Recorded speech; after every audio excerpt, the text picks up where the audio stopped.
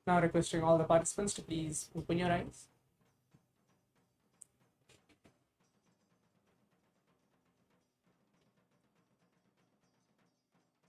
And now let's take few minutes to write down, pen down everything what has been revealing to you through your third eye, through Swamiji, whatever Swamiji has showed you in this first round of the power manifestation. Make sure you're writing everything down. Or in whichever social media platforms you're watching, you can leave the message on that as well, that this is what exactly Swamiji has shown me in this first round of the power manifestation. It can be colors, it can be shapes, it can be anything. Whatever Swamiji has shown you in this first round of the power manifestation, please write everything down.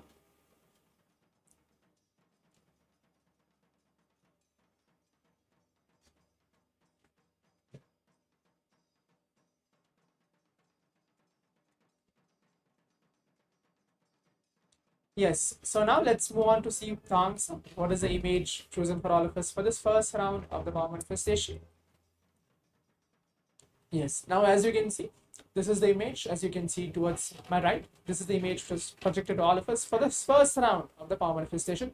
It's a volleyball which has different colors in the ball itself, which has yellow, blue, white, and there is a black background in the behind, and it's the shape is completely round as well. So if you're able to get even colors correct in this first round of the power manifestation, you can go ahead and put your message in the Zoom chat telling, yes, this is what I have manifested. And you can leave a message on the social media platforms, whichever platform you're actually watching this first round of the power manifestation. But if you're not actually manifesting this first round, you feel that I've just missed it, like I've just joined late, or I might not have manifested it. Can we have a second round? Yes, we will have a second round as well for this round of power manifestation.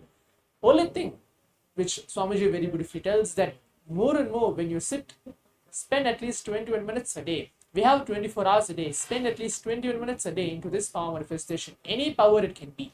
It doesn't need to be third eye. It can be any power which you feel that you want to actually sit and manifest.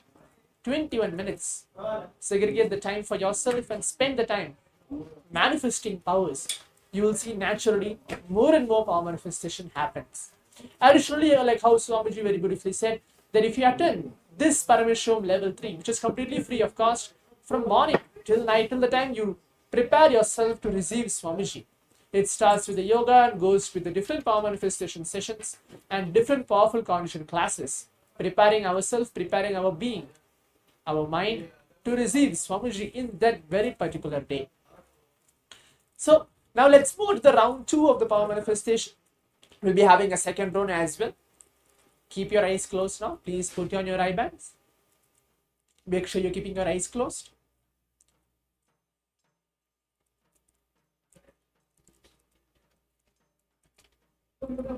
In this second round of the power manifestation, again, just visualize Swamiji.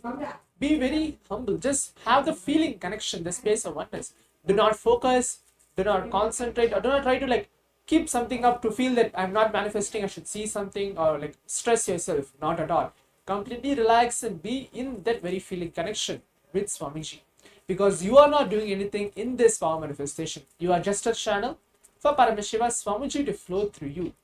And the Mahavakya is a medium to make all the power manifestation happen. Now keep your eyes closed. Visualize again Swamiji onto your very inner space, onto your third eye.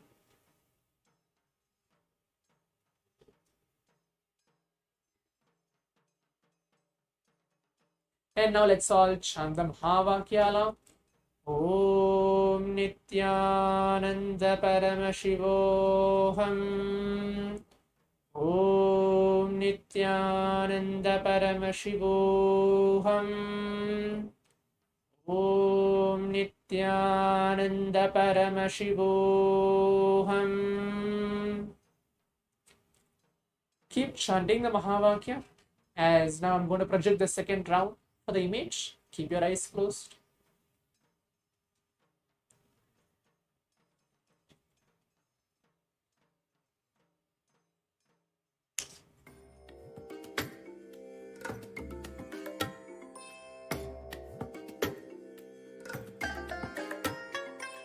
I bless you all. Let you all open all your three eyes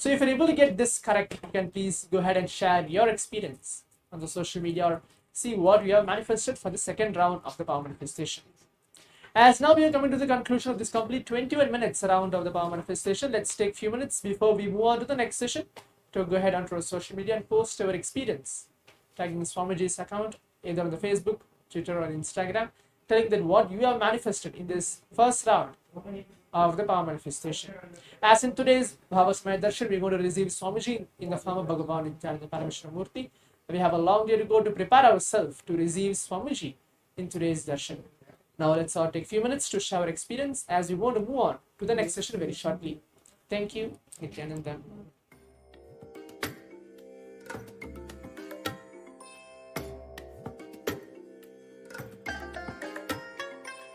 I bless you all. Let you all open all your three eyes and manifest the powers of Mahā Sadashiva. Om Nithyananda Paramashivoham. Om Nithyananda Paramashivoham.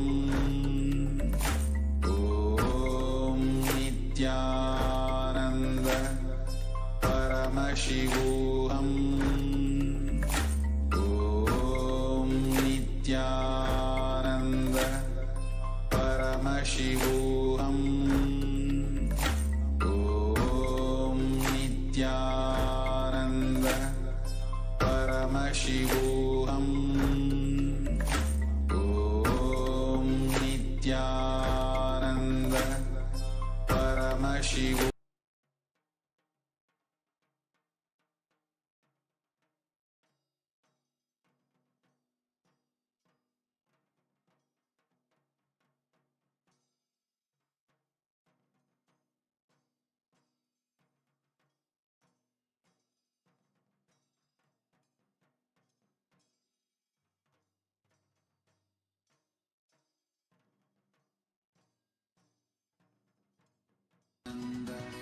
Paramashiva alone is enough for you to live absolutely, blissfully, celebrating, fulfilled, complete, intensely. Paramashivoham. Om Nithyananda Paramashivoham. Om Nithyananda Paramashivoham. Om Nithyananda Paramashivoham. Om Nithyananda Paramashivoham. Om Nithyananda Paramashivoham. Om Nithyananda Paramashivoham. Om Nithyananda Paramashivoham. Om Nithyananda Paramashivoham. Om Nithyananda Paramashivoham. Om Nithyananda Paramashivoham. Om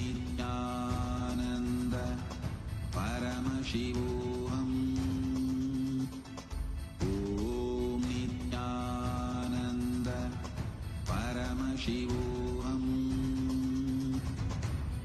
Om Nithyananda Paramashivoham. Om Nithyananda Paramashivoham. Om Nithyananda Paramashivoham. Om Nithyananda Paramashivoham. Om Nithyananda Paramashivoham.